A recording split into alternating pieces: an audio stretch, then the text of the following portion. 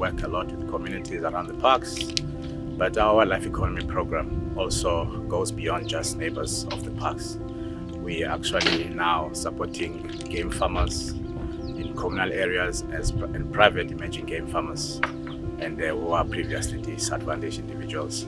So the big question has always been, why are we doing what we do, in terms of why are we giving people or donating animals and to previously disadvantaged communities. The first reason is for conservation purposes.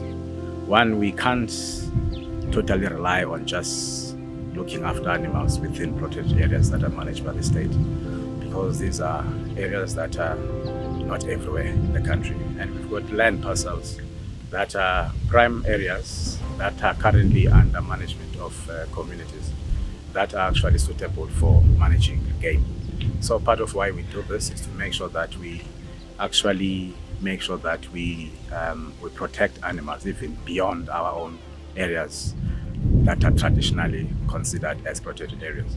So enhance support of individuals and the communities for conservation purposes. And the second reason, obviously, and it's not just enough just to conserve. We must make sure that we balance conservation and development. And for that reason, some of the animals that we've donated to communities, and like where we are now at Chibula, it actually enhances, the product offering from the tourism perspective. You don't want to go to a game farm and you don't see an animal. So the contributions that we make, particularly in game farms that are owned by communities, is to enhance their product offering in terms of safari and so forth and so forth. And the third one, which is even more important, we want to see more jobs being created.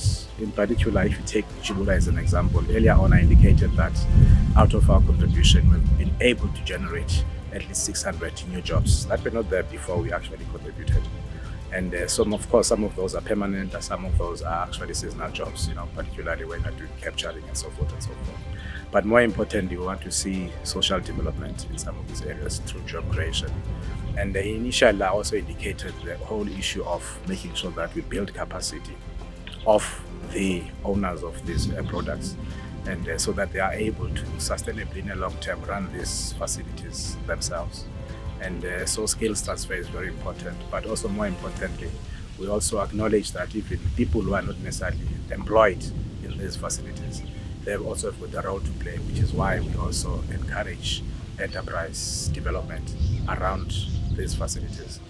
For instance, we mentioned that there could be poultry farmers to actually supply eggs, the people that can grow vegetables, because we always eat food when we visit some of these facilities. So in a nutshell, our contribution, it goes beyond just, conservation issues. We're addressing economic issues, we're addressing social issues, and in the main, we're actually contributing to the bigger agenda of the country. Thank you.